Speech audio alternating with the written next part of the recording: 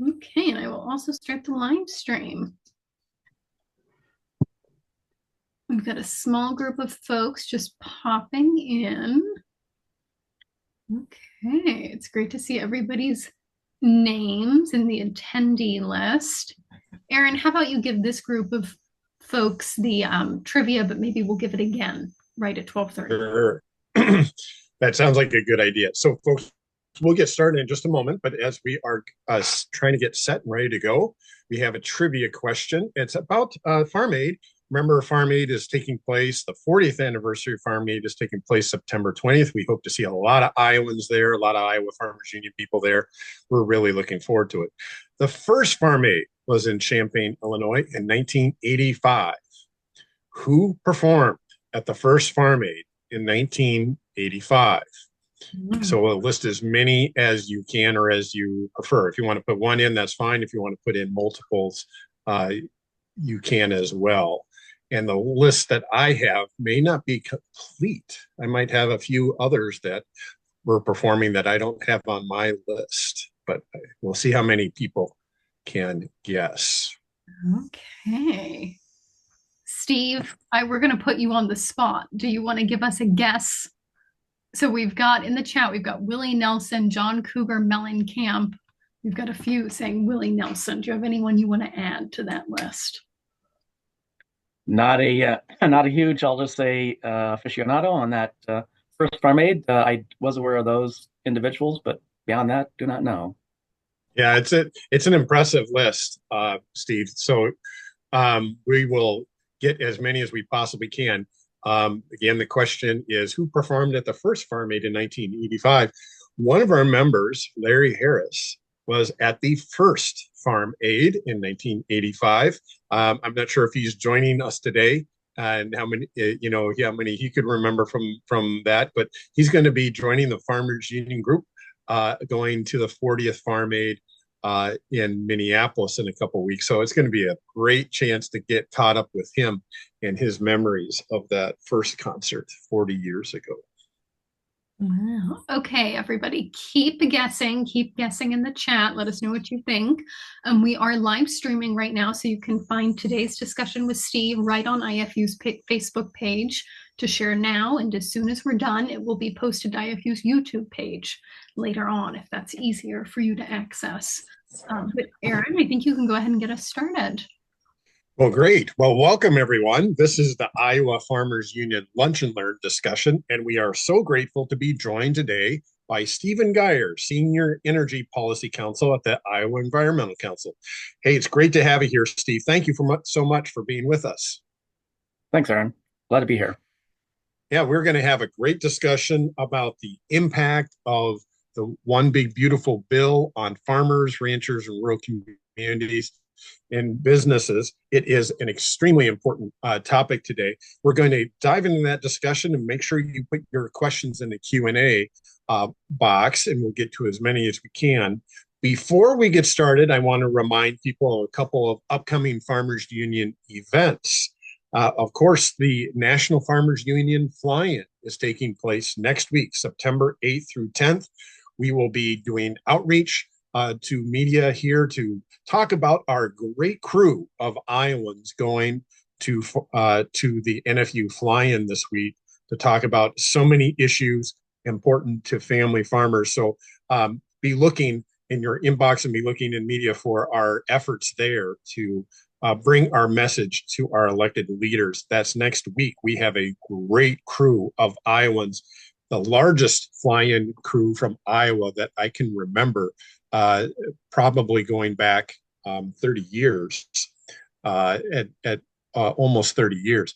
So we are really looking forward to having a great impact with our Iowans, bringing the Farmers Union message to our policy leaders in Washington next week. December 5th and 6th is the Iowa Farmers Union Convention.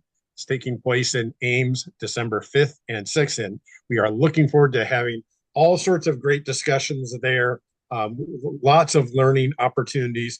We elect leadership with the Iowa Farmers Union, and we set the policy for the Iowa Farmers Union. It will be an excellent occasion. Put it on your calendar now. Be looking in your mailbox, be looking in your inbox for information to register soon, December 5th and 6th, Iowa Farmers Union Convention in Ames. I also wanted to mention that the National Farmers Union Women's Conference is taking place in Louisville, November 8th through 10th.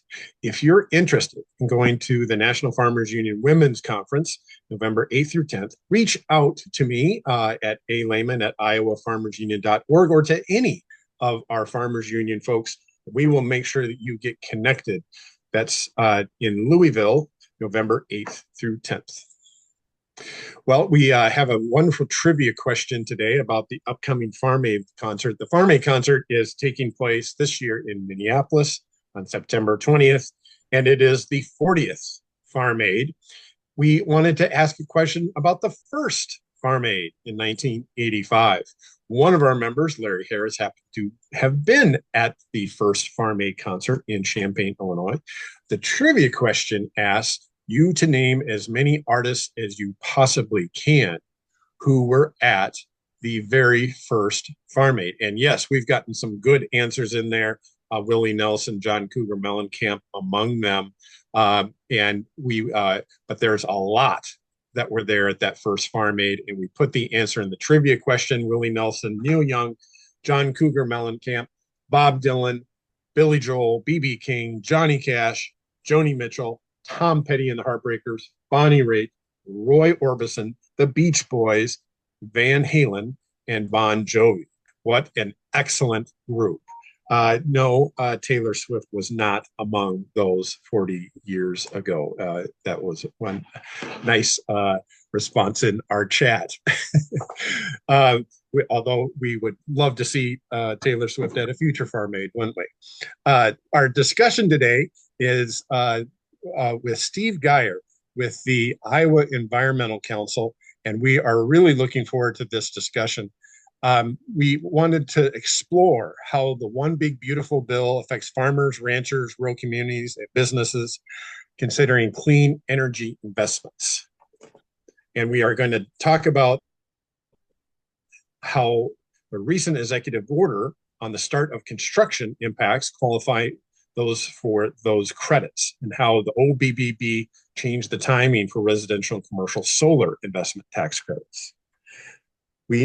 Steve brings all sorts of great experience with Iowa's energy sector, over 30 years of experience, legal and environmental work at utilities, and founding a solar company that designs and installs systems around the state. So we are very grateful that Steve is with us.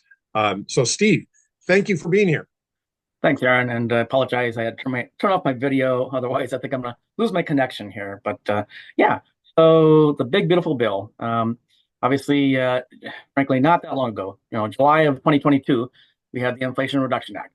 And so in what amounts to a very short time frame, we have now, in essence, changed and reversed a lot of what that actually implemented regarding tax credits.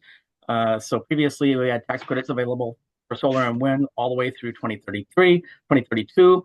Now, Big Beautiful Bill has done a couple things. So notably, for homeowners.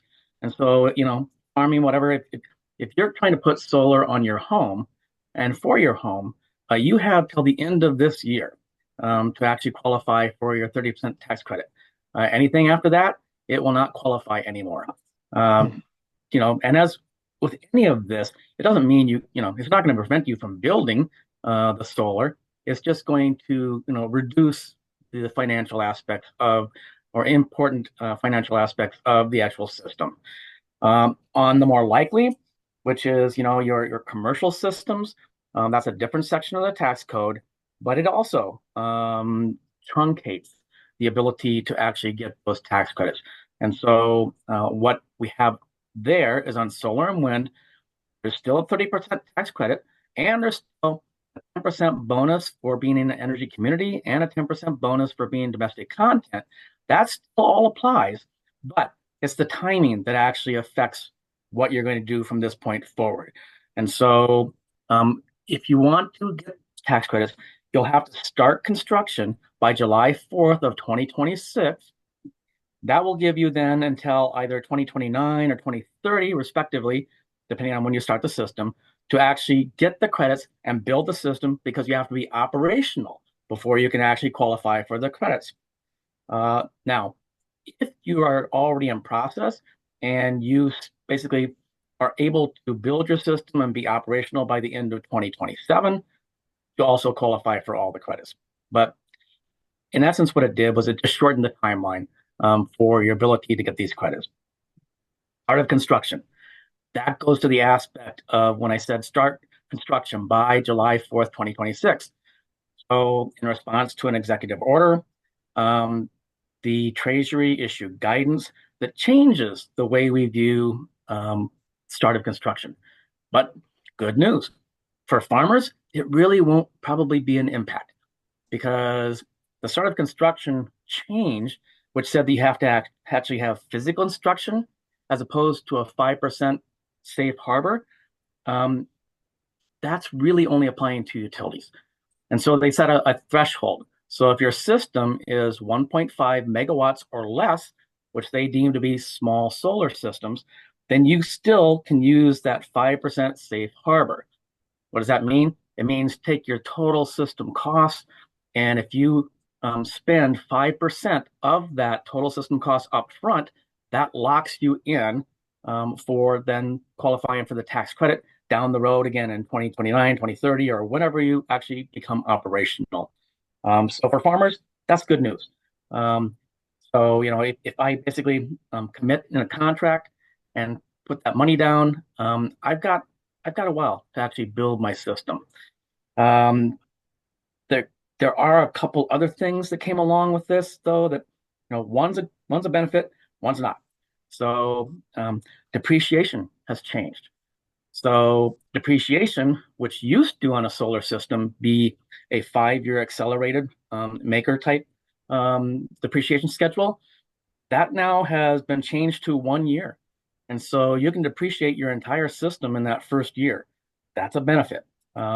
So it offsets some of the aspects that were taken away with the overall tax credits. But now we added, in addition to domestic content, we added another one called foreign entity of concern. And so if I want to qualify for the credits, I have to demonstrate that there is nothing that would be considered to be either A, foreign ownership, which isn't really applicable to the farm case, but what is applicable farm case is when you buy your panels, you buy your inverters. It's similar to the way that they view the domestic content. There will eventually be a table that says what percentage of that device has to be manufactured here and can't be controlled by one of the entities. By the way, there's only 4 entities of concern. So it's China, Russia, Iran, and North Korea. But anything that touches those countries is something that potentially then affects your ability to qualify for the credit. So that's a quick rundown, but what questions do you have, Aaron? Sure, we'll encourage people to put questions in the Q&A box, and we'll get to as many as we possibly can in this matter. You talked about the difference between a commercial and a home operation. We know that a lot of rural homes take advantage of the solar opportunities there. Remind us how that impacts on the residential side of things for solar. Yeah, so technically, again, there's 2 different sections of the code. So Section 25 deals with qualifying for a residential tax credit, also 30%, but the commercial side is Section 48. And so that basically applies then to, again, your farming operation. This is not, and I know you had REAP basically previously, but this is similar to the way that REAP is also viewed, where REAP, as you probably know, you can't actually qualify for your residential system. You can only qualify for the commercial portion of your system. Sure. So this is the same way. The tax code is going to basically require you at tax time. Maybe you've only got 1 meter, and you've got a division of, you know, your residential versus your commercial. Technically, you're supposed to divide that and only take the commercial portion then under Section 48, and not that portion that you put on there to handle the residential load. Okay, very good, very good. So, Steve, when uh, we have a question that's asking about the Iowa Environmental Council and your work in trying to influence this legislation as it was being discussed. What were some of the major talking points you were using as the one big beautiful bill, so-called, was being discussed, and what was the reaction from the Iowa delegation? I would. So you want to rephrase that, Aaron? I'm not. So Sure. As the bill was being debated in Congress, okay. um, the what were the major points that you were following and trying to influence, and what was the reaction from Iowa, the Iowa delegation to Congress? Yeah. So I mean, obviously, the Iowa delegation voted for the bill. Mhm. I mean, nobody was against the bill. That may have consequences down the road, but in terms of as we followed the bill, the bigger impact we were looking at is clearly how it affects, utility scale operations. And so the things I mentioned in terms of, good news for farmers, just the opposite in terms of, whether it's Mid-American or Reliant, trying to build systems now. Those same timelines apply, but it's even more of a concern because they have to get advance approval from the Mid-Continent Independent System Operator before they can even do construction. They have to have approval from the utilities board. And so all these things sort of complicate then their ability to qualify for these credits. Now they wouldn't be looking for the most part, investment tax credits. They will obviously be looking at the production tax credit, but the same terms apply. Um, I did forget one item, by the way, that is applicable under an investment tax credit for farmers or anybody, and it's unchanged from the way that the Inflation Reduction Act actually had it, and that's for storage. And so, if you want to put storage at your location, that is 30% investment tax credit, and that'll be available all the way through 2032. So that was not changed as a part of this.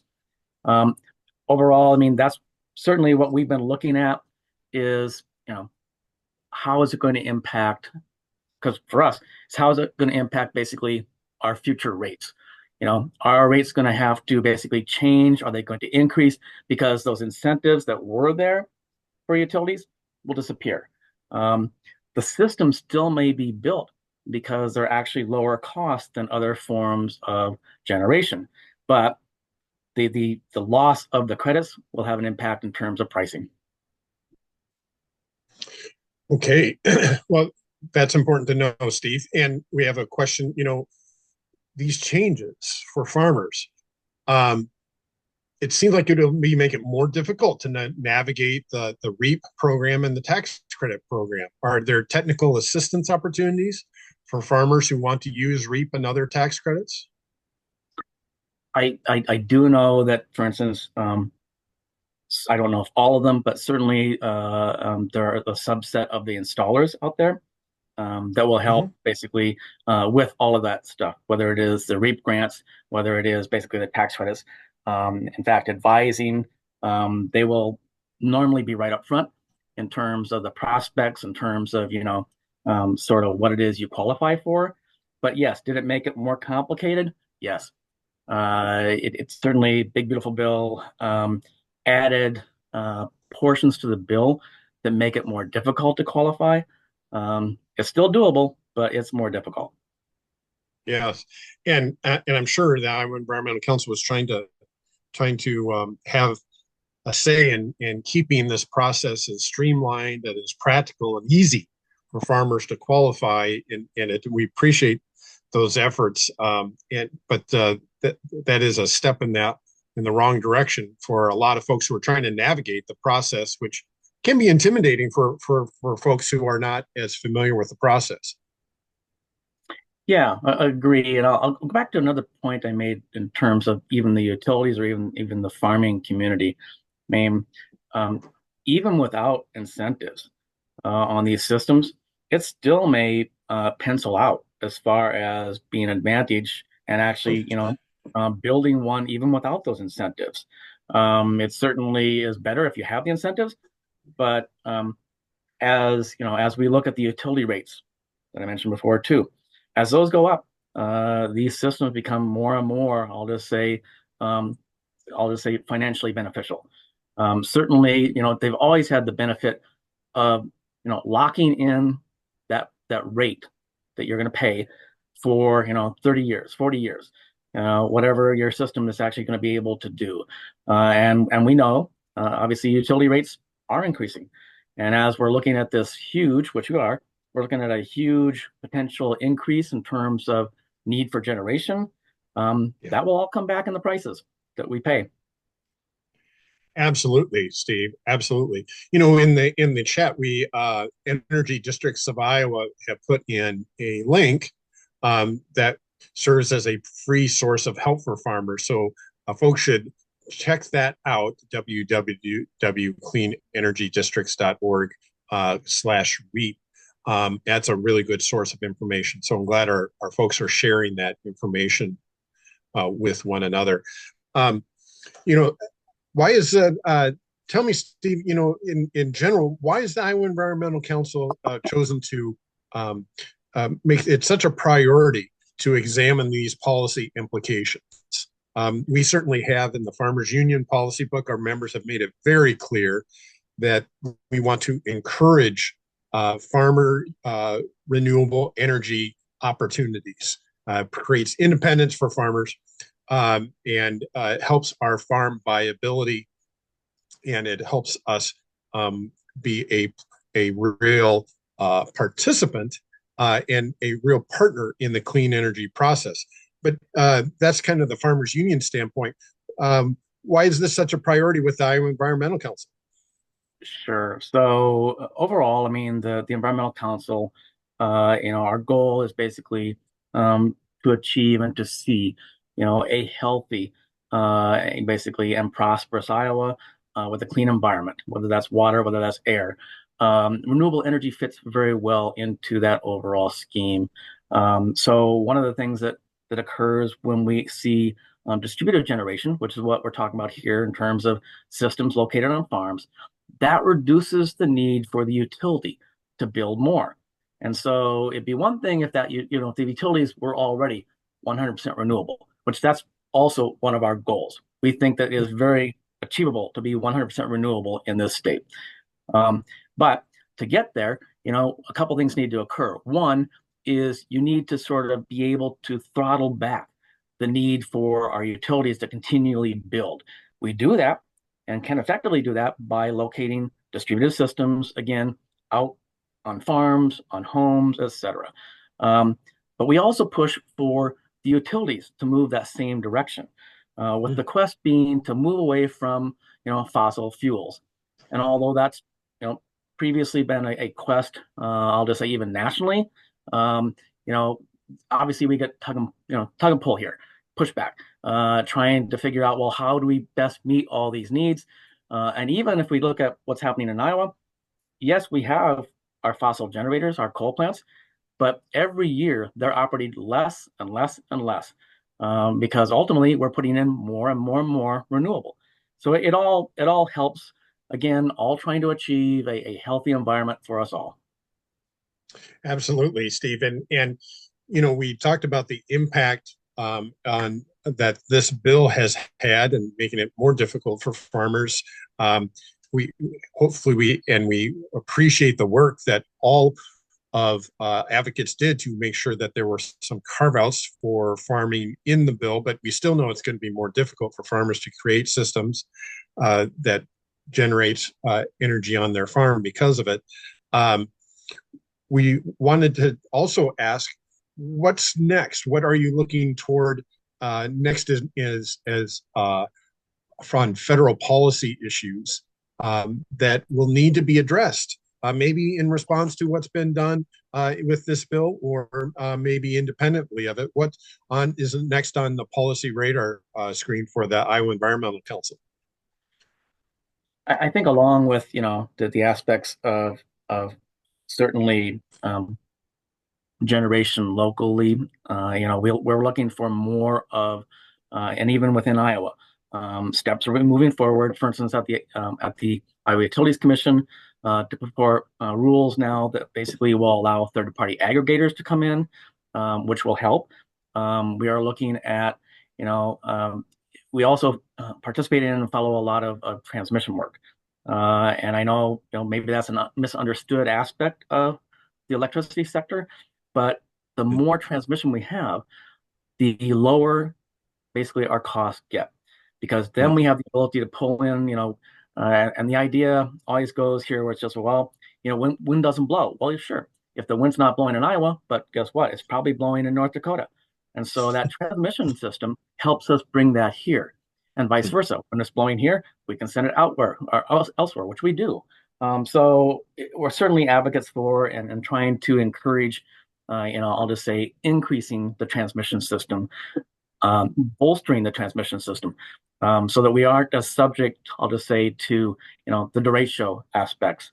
So strengthening, emboldening, resilience, reliance. Those are certainly things that we are looking to try and improve. Very good, very good. There was a comment made in our feedback avenues here that they thought that the days of that is almost a no-brainer anymore, that renewable opportunities were only going to be the only options for Iowa moving forward. But certainly sounds like that we have to be very vigilant in making policies that make renewable energy opportunities for farmers and for the rest of Iowa. It's not going to happen unless we are very vigilant and all working together on the policy side of things. Oh, that's absolutely true, Aaron. I mean, obviously, that's part of what we try and do. I'll just say, keep the hammer down. Try and basically push forward. And yeah, not to have backsliding. So hopefully we will not see backsliding. I know right now, certainly we've seen, I'll just say, in other avenues of the environmental sector, a lot of backsliding already going on. But we also recognize that there's an ebb and flow here. I'll just say administrations change, attitudes change, but overall, I think we look towards a future and say, well, this is a long-term goal. These are not short-term actions. But yeah, you're right. We have to remain vigilant. And we know that farmers have played such a huge role in advancing smart, clean energy policy, going all the way back to the renewable energy portfolio standard in 1983, and became the first state in the United States to adopt a renewable portfolio standard. What role do farmers play in advancing clean and smart energy policy now? Yeah, I mean, that's an excellent question. I mean, certainly, the systems we talk about today in terms of renewables, as we all know, they're being located on farmland. Whether it's a wind turbine, whether it's a solar system, certainly for those individual farmers, there are certainly financial benefits. I mean, I know personally several farmers out there that view those systems as being the lifeblood for their farm, allowing them to pass on their farming operation to the next generation. So that is certainly a benefit to their prosperity. That I think the thing that we look at that hopefully will be resolved, but we have to recognize there is a balance issue here. Not everyone wants to basically have that in their backyard, but we also recognize that as we move forward, we will use more electricity, and it has to come from somewhere. So we can't all basically go down the path of not in my backyard. But certainly, I think farmers have benefited and have helped a great deal here. Moving forward, I recognize solar is different than wind, but hopefully we can add more solar also. Absolutely, absolutely. Well, Steve, thank you for joining us. This has been an excellent discussion. This is the start of many clean energy discussions that we'll be having. Tell us how people reach out to you for more information. Sure. You can go to the Iowa Environmental Council, where you will find me under our people. Otherwise, you can reach the council generally, or just yep, there we go. Christina put it in the right, that's the most direct way right there. So Excellent. Well, thank you again, Steve, for sharing this information with us. And we really appreciate, we'll look forward to talking more in the future. Sounds good. Thanks, Aaron. Everyone, this has been the Iowa Farmers Union Lunch and Learn series. I'm Aaron Lehman. I'm president of the Iowa Farmers Union. And with our team, our fantastic team, working together, Christina Dexter doing so much to put together this effort, but the whole Iowa Farmers Union team puts this together as an outreach effort to talk to our members and talk to members of the general public about issues that are important to family farming, to sustainable agriculture, to thriving rural communities, and to healthy landscapes. And we can only do it by working together, that we can reach out and have a real difference, making strong policy and making a real difference in our rural communities. So if you haven't had a chance to join the Farmers Union yet, please do so. It is new member September, and it is an excellent opportunity to bring on new folks into the Farmers Union family so that we can make a real difference in the state of Iowa and in rural America. So if you haven't had a chance to join the Iowa Farmers Union, do so today. We are so grateful for you as members. We are so grateful for our supporters. And we know that we can be most effective when we're all working together. So with that, I think we'll sign off today. Thank you so much, Christina, for bringing us all together. And we'll look forward to seeing people next week on the Iowa Farmers Union Lunch and Learn.